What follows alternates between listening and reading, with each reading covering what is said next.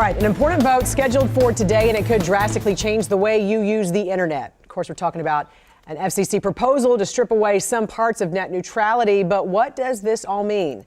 Well, Evan Koslov joins us from the FCC headquarters in Southwest to tell us about the vote, and really, Evan, to break down this very complicated issue. Good luck. Yeah, it's a little complicated, but a lot of people are simplifying. They say, yes, it's an attack on internet, and so of course, when you go after the internet, people come out. This is a vigil to the internet that we have here. You can see people, writing hashtag RIP internet. A lot of people are upset, and we've heard from a lot of people here. Let's break down some of the numbers. 23 million people have submitted their comments. Just think about that, 23 million. Some may have been fake, they actually think, but still 23 million comments to the FCC. At this point, some 44 senators have voiced their concern, mostly Democrats, but we have heard from both parties. Also, major companies have led campaigns against this, companies like Reddit saying that they're against the proposed changes. But before we get to the vote, let's break down what net neutrality really is.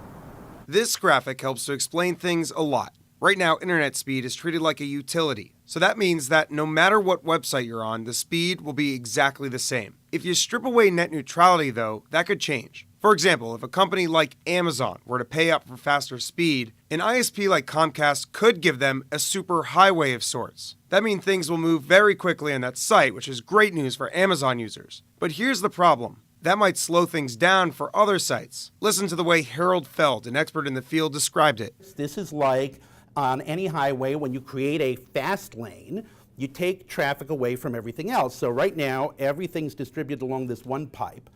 If we say this is the fast lane, this is prioritized, there's that much less space for everything else. Meanwhile, there's one other concept we have to break down here: blocking or throttling. Let's say a company like Facebook gets into a dispute with Comcast over payment. If net neutrality is gone, Comcast could slow down or literally block out service to Facebook. That would mean that all Comcast users would be unable to use Facebook. Meanwhile, it's important to mention that many people are in support of the changes. This is Ajit Pai. He's the chairman for the FCC. He says removing government control from the internet is a good thing because it will spur innovation. Essentially, he argues that companies can create something new if they know they're getting an incentive for it. Basically, they need the government to get out of the way. All right, so back out here live outside the FCC building, you see the chalk here. Somebody wrote, "It's not too late."